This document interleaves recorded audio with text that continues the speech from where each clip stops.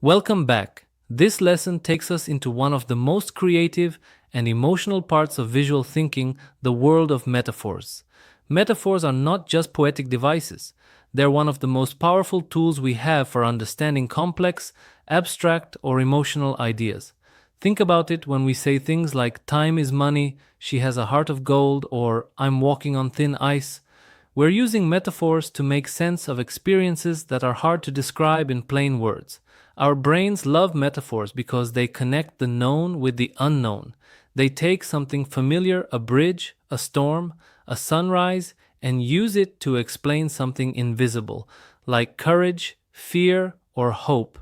And when we visualize those metaphors, when we actually draw them, they become incredibly powerful thinking tools. Today we're going to learn how to use visual metaphors to express abstract ideas, emotions, and experiences. By the end of this session, you'll see how a simple image can capture layers of meaning that words alone can't. Activity 1. If it were metaphor. Design. Let's begin with a creative exercise called If It Were. Choose a concept, something that feels abstract, emotional, or hard to define. It could be something like fear, innovation, hope, trust, or even change. Pick one that feels meaningful to you right now. Now complete these sentences, and as you do, let your imagination wander. If it were a weather forecast, it would be, if it were a place, it would be, if it were an object, it would be. There are no wrong answers here.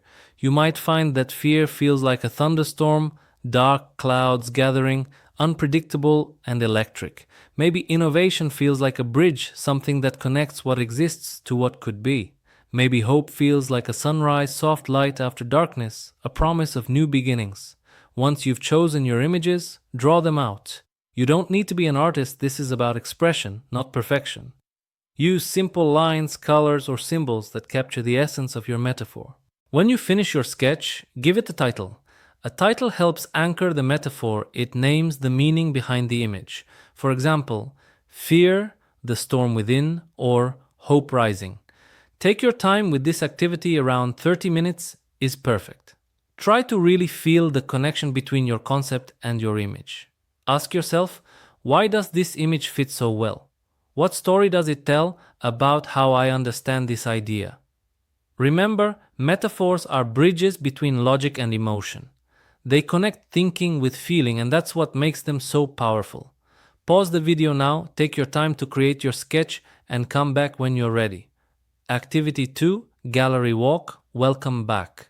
Now that you've created your metaphor, it's time to see what others imagined. We'll do this through a gallery walk, one of my favorite parts of this exercise. If you're in a group setting, place your sketches on the wall or table where everyone can see them. If you're working online, you can upload photos or digital drawings to a shared board like Miro, Padlet, or Jamboard. The rule for this part is silence. Walk slowly through the gallery and just observe. Look carefully at each drawing. Notice what draws your attention, the colors, the shapes, the emotion. As you look, leave short notes or comments. You can write them on sticky notes or type them digitally. Focus on 3 things. What surprised you? What image stayed with you? What helped clarify the meaning? Take your time. Each drawing represents a window into someone's way of thinking and feeling. This activity is inspired by Temple Grandin's method. She often talks about how visual thinkers notice patterns and emotional color that others might overlook. As you explore, look for these visual clues. Do you see repeating patterns like light and darkness, bridges, roots, or storms? These are visual languages that speak to emotion and meaning. What's fascinating is how differently people visualize the same concept. One person's fear might look like a cage, while another's looks like deep water. Both are true, they simply show 2 emotional perspectives. Take about 30 minutes for this gallery walk and reflection. Now, take a deep breath and reflect on what you've just experienced. What did you notice about how people express emotion and meaning visually? Did any metaphor surprise you or make you think differently? And what did you learn about your own way of representing ideas? Visual metaphors allow us to translate the invisible emotions, beliefs, experiences into something visible and shareable. They work because they speak directly to our imagination.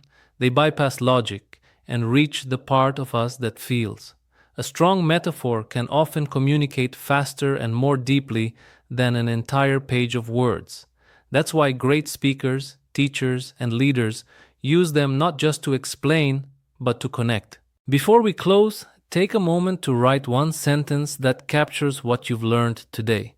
Maybe it's, I realized that symbols can express emotion more honestly than words. Or, I discovered that my thinking has color, texture, and shape. Today, we explored the power of visual metaphors, how to turn abstract and emotional ideas into images that speak to both the mind and the heart. You learned how to create your own metaphor through the If It Were exercise, how to share and reflect through a gallery walk, and how to recognize the deep symbolic power that lives inside your imagination.